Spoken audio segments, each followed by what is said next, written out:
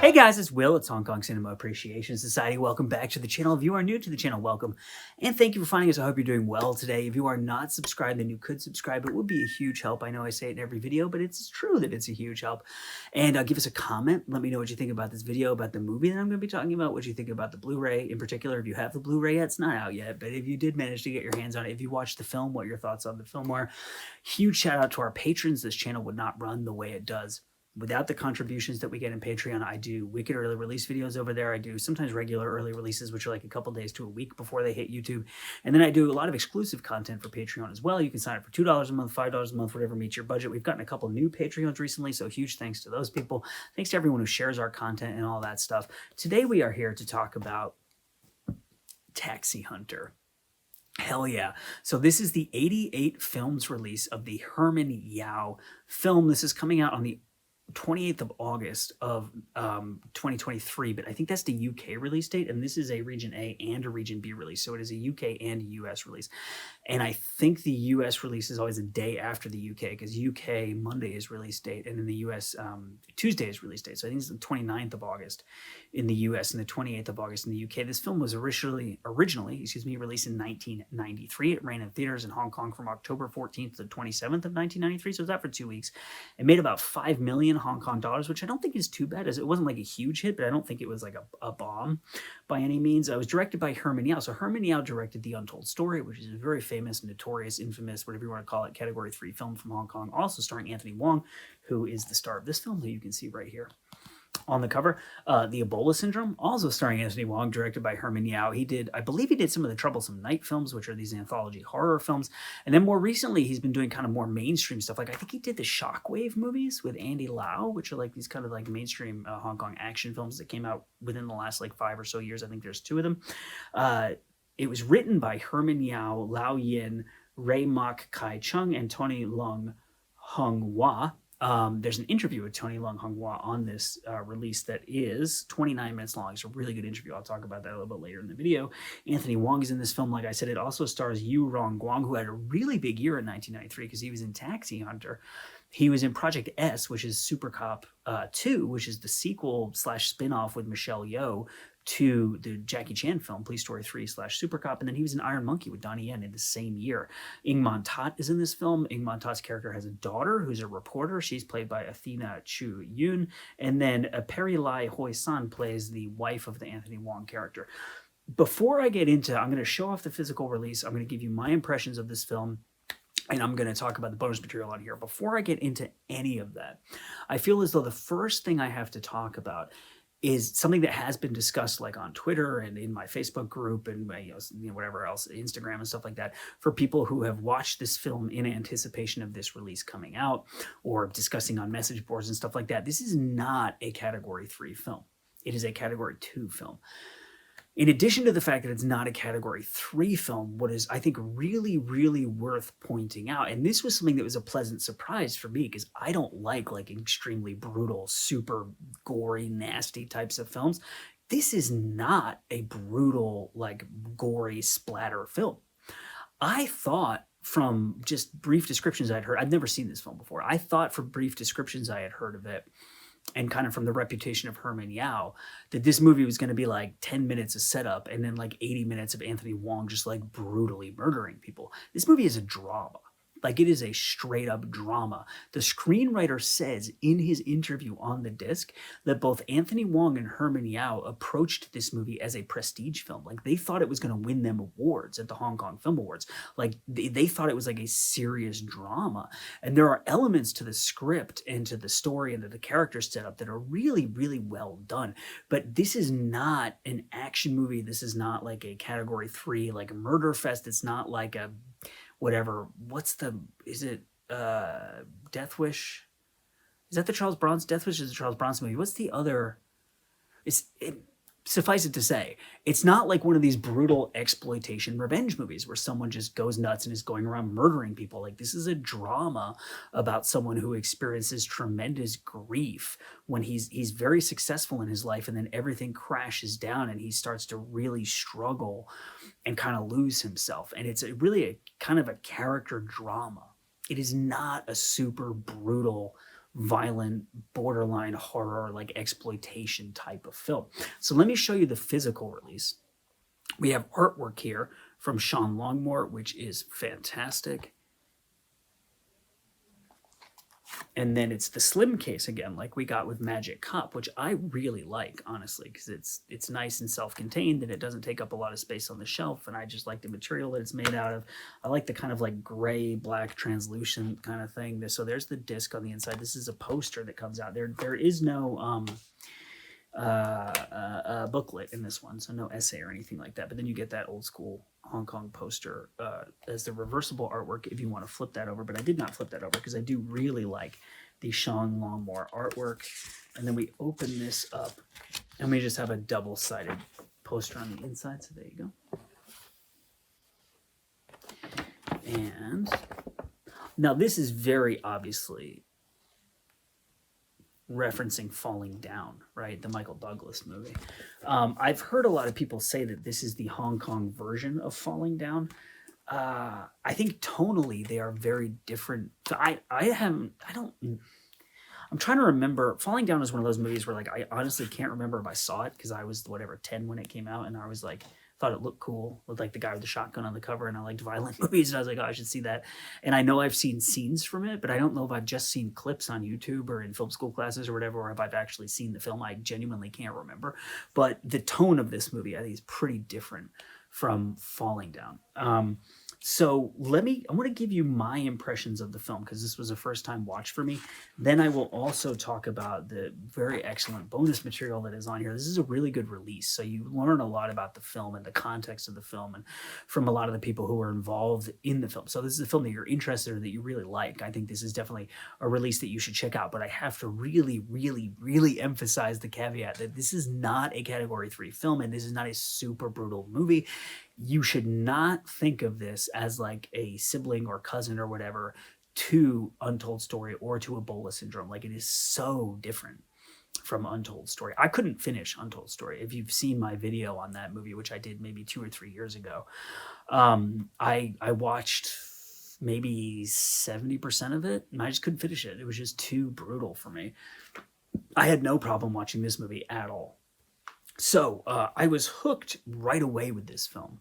The opening shot in this movie is incredible. It's a camera on the top of a taxi just driving through Hong Kong, right? And so, you see the city and stuff like that. And you think, well, you see the city in a lot of these films. What made this so interesting to me, there's no editing.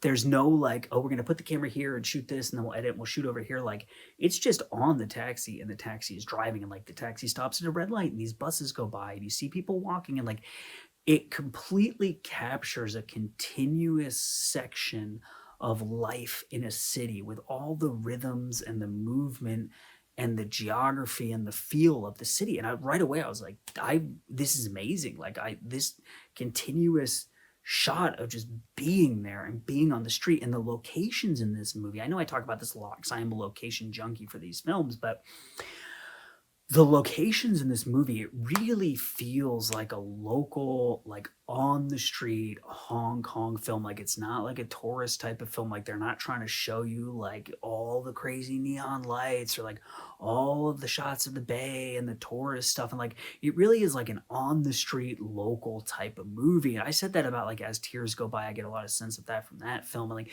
there are a lot of Hong Kong films that are like that. Like Johnny To has his very unique and special way of shooting Hong Kong, but like I just loved the way that they not only chose the locations in this film, but shot the locations. It really gives you like a unique local view of Hong Kong and of being there on the street with like these kind of, there's one really great shot of like a guy sitting in a car looking out the windshield and you see kind of like the environment around him and people moving around and you're getting this sense of the pace of the rhythms of the city and stuff like that. It's just so cool. And like I said, this is really not the movie I expected it to be. And I think I liked the movie it is more than I would have liked the movie I expected it to be. Part of that is, like as a writer, one of the things I'm really drawn to is the way that movies are set up and orchestrated and stuff like that. And I thought they did a really, really good job with so many aspects of this film. So for instance, the Anthony Wong character is like this really successful yuppie. He's an insurance salesman right? And you see that he's like making tons of money. He's like the top salesman in his company. Like they're giving him all these resources. They want to give him a promotion and stuff. It's like very much like a 90s, early 90s, like yuppie movie, right? But what is interesting about the film is that they also show like the ruthlessness and the brutality of the yuppie culture because, you know, I'm not really spoiler alert because this is kind of inherent to the description of the film, but his Anthony Wong's pregnant wife dies. He takes like a week off and he comes back to work, but he's like messing up. He's not filing his reports correctly. He's like leaving information off of forms and stuff like that. And his boss is like, dude, like I gave you a week off. Like, I know it's sad, but like dive back into the work and you'll forget about your wife. And like, it's brutal, but it's not like over the top. Like you believe that the character who is his boss would actually say something like that. And you see like that ruthlessness and the selfishness of like the greed driven, like early 90s yuppie culture. It's really, really interesting. You get a lot of great setup with his wife. Like there are several scenes with the two of them together, like preparing for, she's pregnant, preparing for having a child. They get a, you know, a video camera and he's like, oh, does it have a date stamp on it? Because I want to be able to see like exactly when everything happens so we can tell our baby like this happened on this day. And like as someone who has kids, like you see this palpable excitement and this realistic walk through what it's like anticipating the arrival of kids and getting ready to be parents. And when his wife passes away, you see how completely his world falls apart.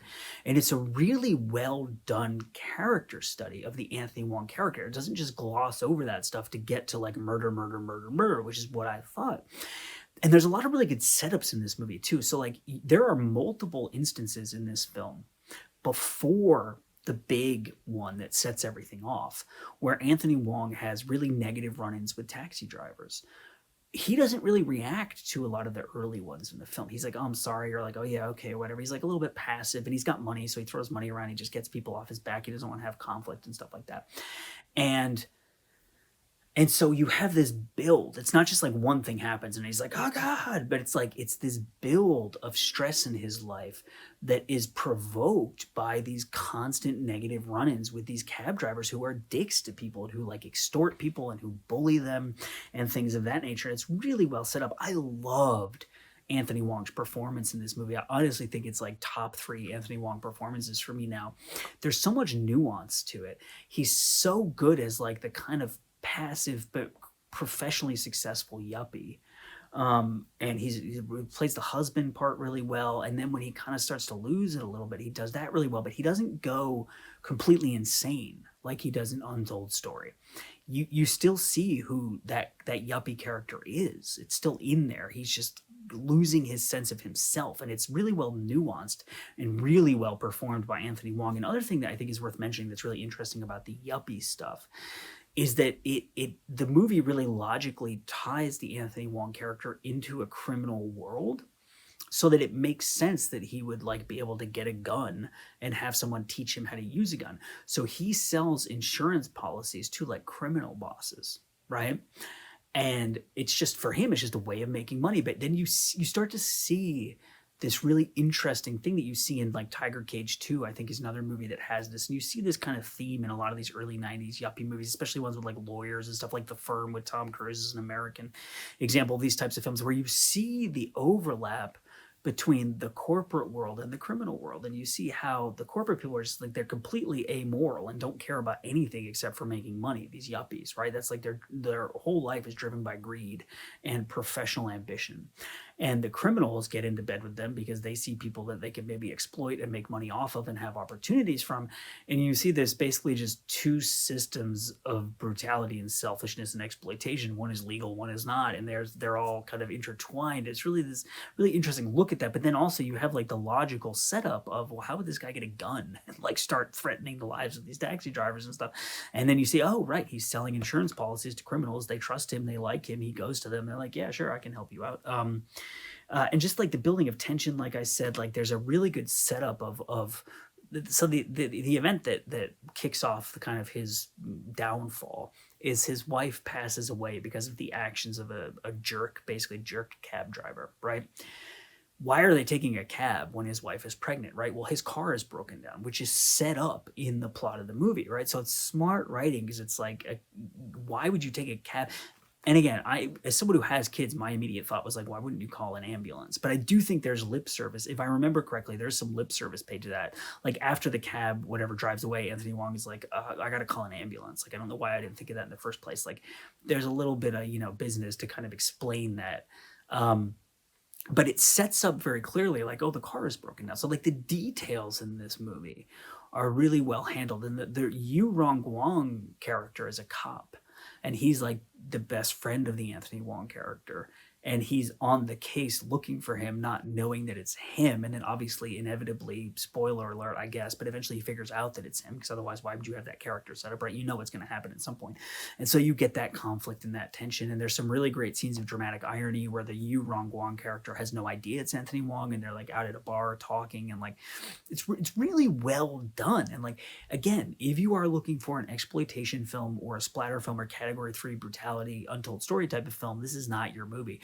But if you like dramas and that kind of like the nuances of character and story, I honestly was very impressed with this movie. And I don't mean to say that in like a condescending way, like I thought it was going to be a bad movie, because obviously if you watch like Untold Story, Herman Yao is a very good filmmaker.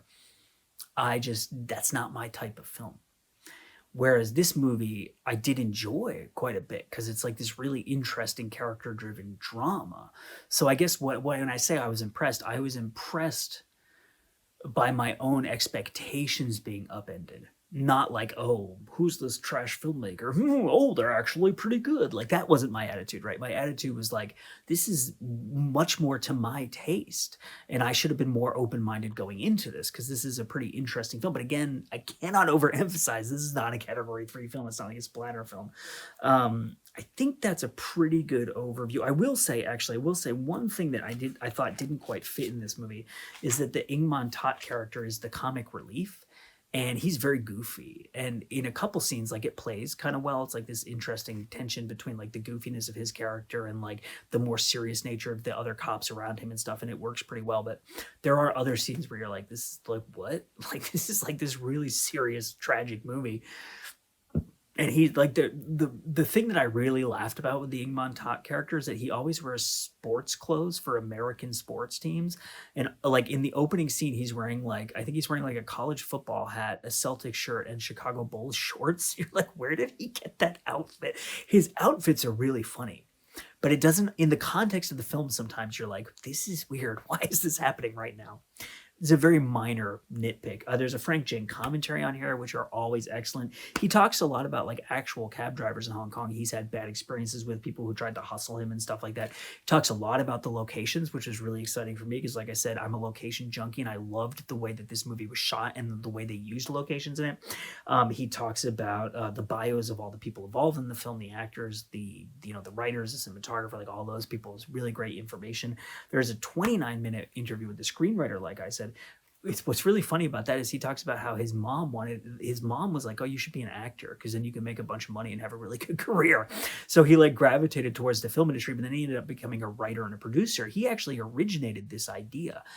And he says in his interview, like, I'm not trying to make Hong Kong look like a bad place. I love Hong Kong, but there are social issues here, like the difficulty people have with cab drivers and how they kind of act like this like mafia, and they like bully people and try to extort people and make people pay them more money and like push people around and stuff like that, and gang up on people and whatever. And he's like, I wanted to address this kind of social issue. Something else actually that's worth mentioning, since I'm talking about the writer, is you do see good cab drivers too. So there's a moral complexity to this film that you might not expect when you go into it, like I did, thinking it's going to be something else, right? He talks about how he originated the idea. He wrote the script. He was going to produce it. And he went to Herman Yao and asked him if he would be interested in directing it. He talks about how Herman Yao and Anthony Wong really saw this as like a prestige picture where they might be able to win awards. He talks about Anthony Wong's dedication to the role. He was so into it. He got so deep into the character. He really like would study it and try to understand the nuances of it and stuff like that. So then you get a 27-minute interview with the action director, whose name is James Ha. He talks about how he got involved in this film because he was he worked on a film where Herman Yao was the director of photography, and they became like buddies. And so Herman Yao, when he went out to direct this film, asked him to work on it, and he also worked on The Untold Story. He talks about how there was a very easy environment on the set. Everyone was very collaborative. Anthony Wong, Herman Yao, they all listened to each other's ideas and tried to collaborate to make the best film that they could. One thing I thought was really funny, maybe not funny, but really interesting, is that they didn't have permits for any of the stunts that they did. There's a crazy car stunt at the beginning of this movie where Wong is like on the top of a car and it's driving all around and people are shooting at him and he's like falling through the windshield and stuff. They didn't get like special permits to do any stunts, so they were just out in public doing these stunts with like people watching them. And you hear like a lot of stories about like one of the craziest stories for me personally is Full Alert, the Ringo Lam movie. They didn't get permits for anything, so there's like this really big car chase in that movie. They were just out like shooting it on the streets, and then the car chase ends in a car crash and a shootout, and they're just like shooting this on the streets. Is just nuts to me. And then there's an 18-minute long Anthony Wong interview, and he talks about he didn't know what to do with his life. He talked about his whole career, kind of. He didn't know what to do with his life, and his friend suggested acting, so he signed up for a TVB course. Then he started getting professional gigs, and then he was like, I should probably try to figure out how to actually act. So then he actually took acting lessons after he started working as a professional so he could get better at it. And he talks about how he got involved in Taxi Hunter and kind of the environment on the set, working with Herman Yao. Something else he talks about that I thought was really interesting is he says that he has a really good memory, so he doesn't have to like extensively study scripts. So acting always appealed to him once he started doing it because it was very easy. He would just look at it and be like, okay, I get it. I get the scene. I get the character. I get the basic gist of the dialogue and stuff. And he would just go and do it. So it was very natural for him. So that's a pretty good overview of the bonus material. I think that I explained my thoughts on the film relatively well. Let me know in the comments, like I said, what you think about this movie, what you think about this release. It is Taxi Hunter, very different from what I expected. And I did really enjoy this movie in ways that I didn't expect to enjoy it. I really thought it was just going to be like Anthony Wong blowing people away for 80 minutes. I almost said Anthony Wong blowing people for 80 minutes. Taxi Humper. Anthony Wong blows people for 80 minutes. That's a movie that we can make together. Should we start a GoFundMe? Taxi Humper. Stop. Anthony Wong blows people for 80 minutes. Okay. Taxi Hunter. It was released in 1993, originally directed by Herman Yao, starring Anthony Wong, coming out August of 2023 from 88 Films. My name is Will. You are watching Hong Kong Cinema Appreciation Society. You know what I'm thinking about right now, and we'll see you next time.